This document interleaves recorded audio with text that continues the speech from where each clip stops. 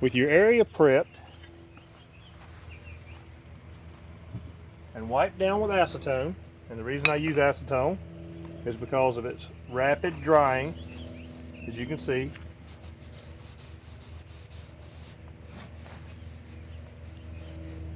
And then you've got any dust or debris trapped in the rag.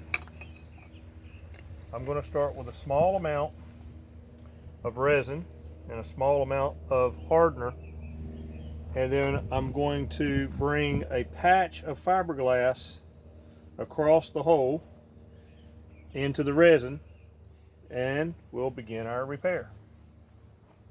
Now with a patch like this, I'm not going to try to do the whole thing at one time. I'm going to do it in pieces so that one piece can be there for the others to form off of, because you have four angles here. You have this one, you have this one coming in and up and over, so there's three, and then you have your four right here coming down. Then you would actually have these two bends here where it curves out and curves back down, so I guess add two more to it, but that's the two counted back here. We've also got a thin spot to build up here, and I'm leaving this little flap of fiberglass here because it's roughed up, and I'll just come around with a piece and rough it in.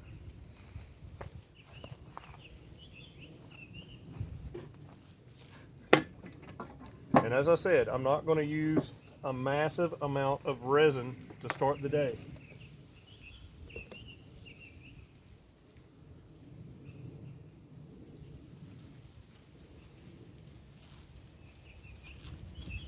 So if that's 150 milliliters,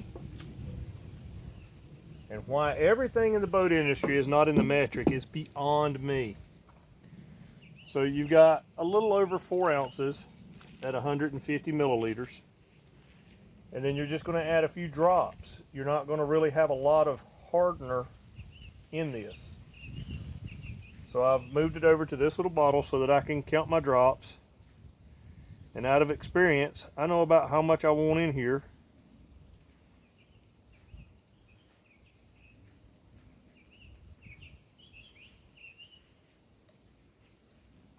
And I got two more than I actually wanted, but it really won't hurt anything at that small amount.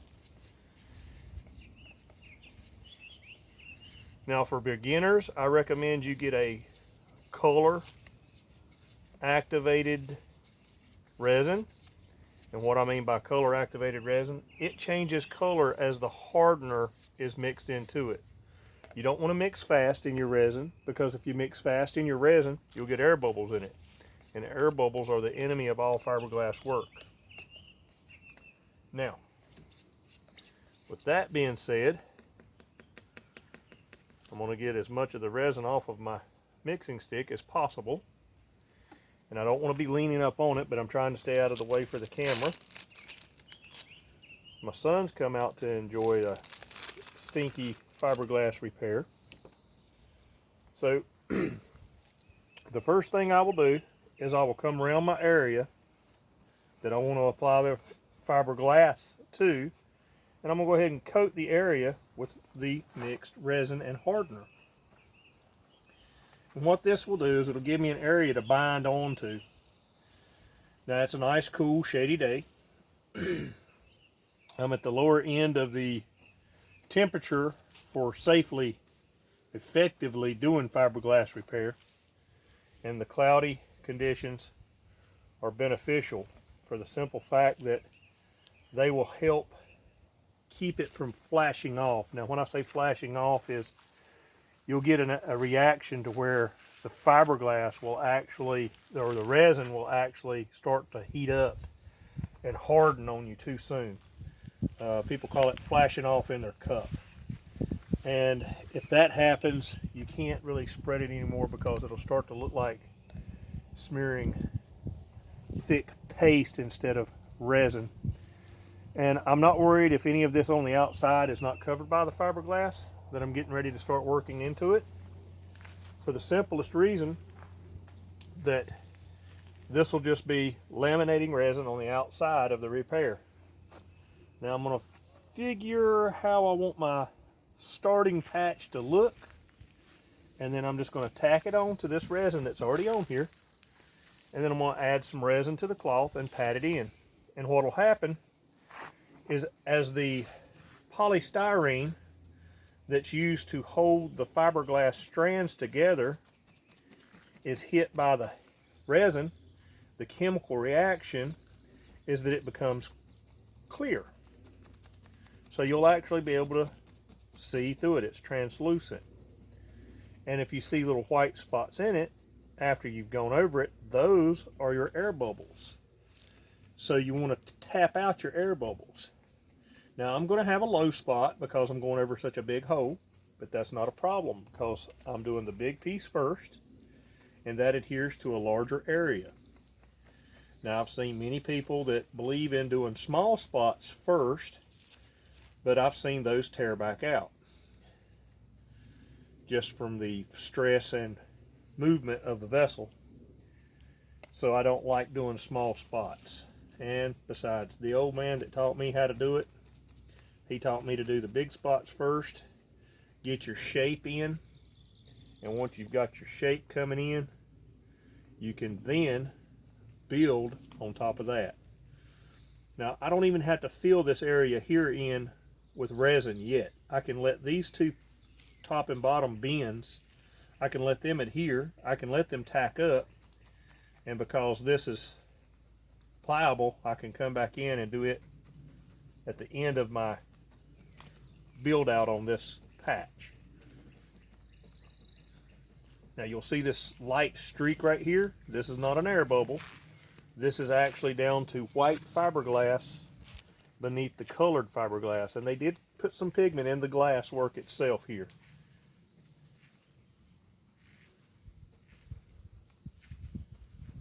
That may have been so they could use less gel coat.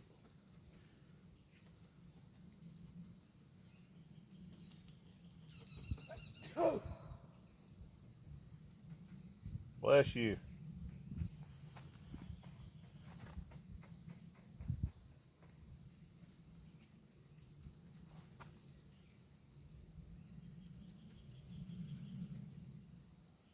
And with this laminating resin, I've got plenty of time to build everything up.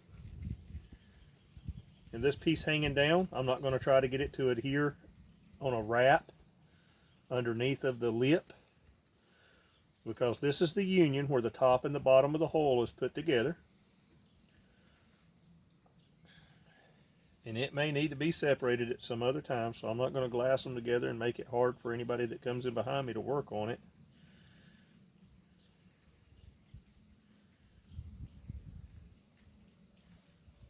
Now let's get some resin on this empty spot here so that it'll work through that styrene and melt it out, because you do need to get it out of there.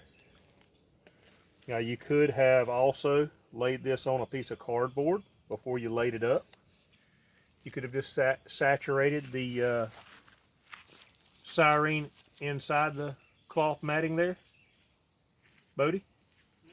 You could have melted this all by putting it in pre-wetting it. But I'm not going to pre-wet it. What I'm going to do is just wet it out right now. It's less sticky to your hands. And then once the styrene's all dissolved out of it, I'll tap it, and what that'll do is it'll pull tension on it and kind of give back the original shape of the piece that's actually missing from the vessel. See how it tucks it like a bed sheet?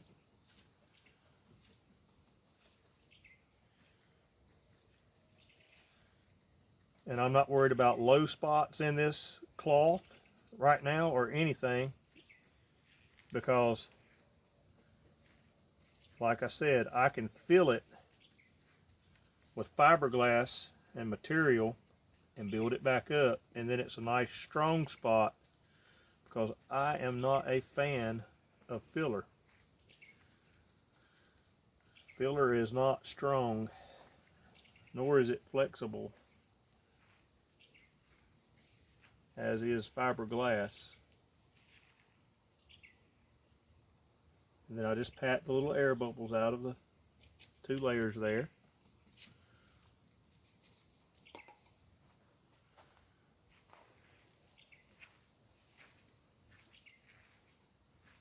Take these little strands back here.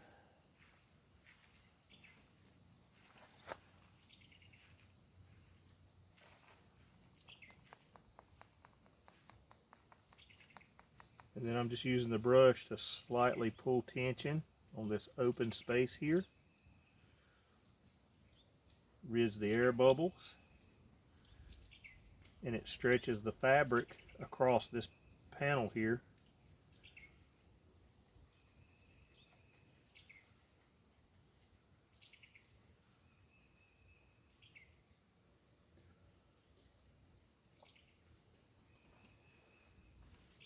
And then I'll let that set until it's filled in.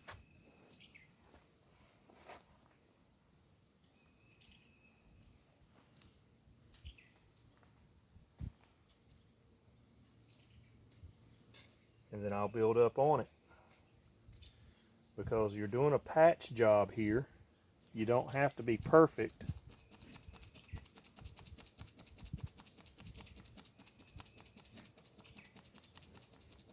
Go ahead and get that styrene out of it.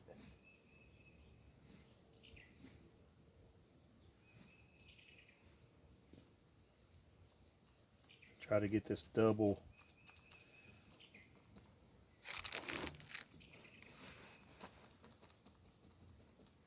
Got two different shapes here. You got this one coming in this way, then you got your up and your over to your next little lip.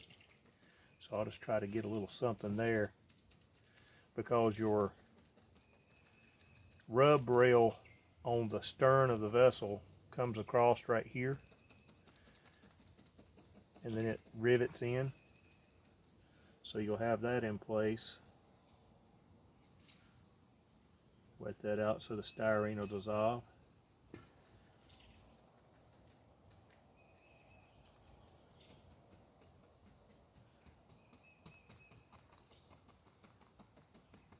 And then you'll notice there's a little hole left. So we'll put a little patch over top of that.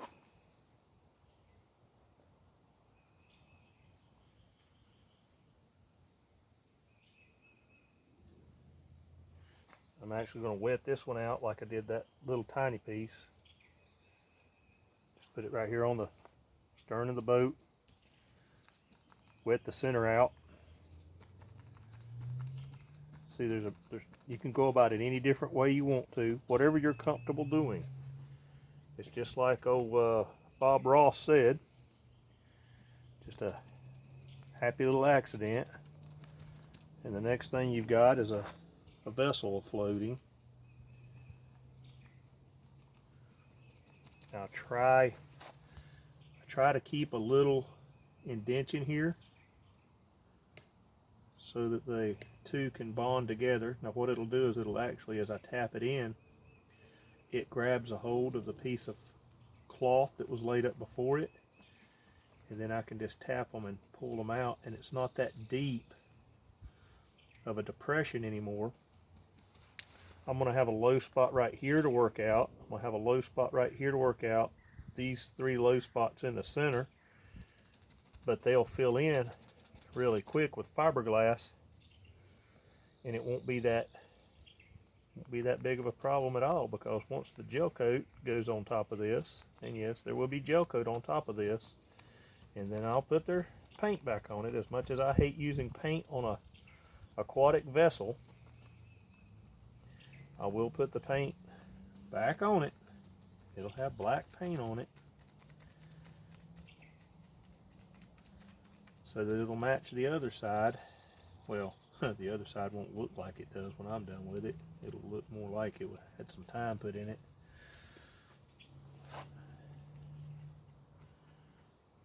So now we have our first layer over the hole.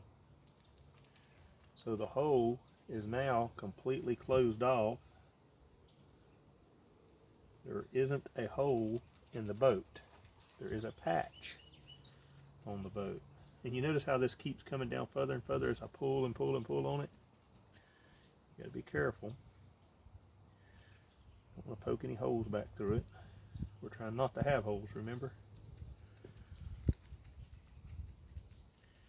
Now we'll give this some time to tack up. after I get all the little air bubbles chased out. It is not brain surgery.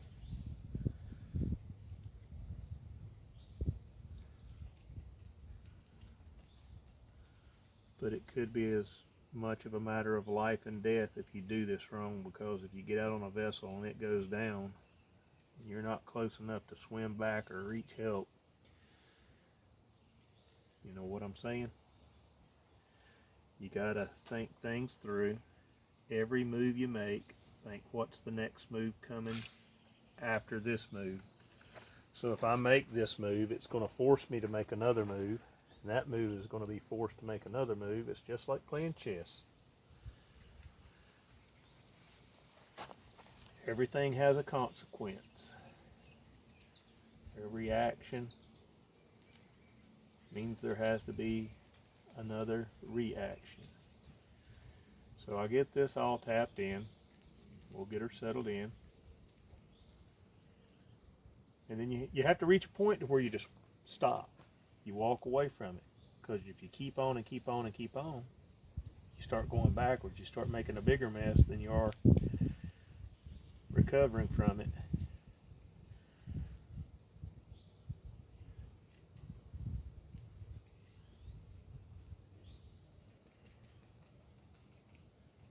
Anytime you grind on fiberglass, gel coat, or any kind of epoxy or resin item, always wear proper PPE.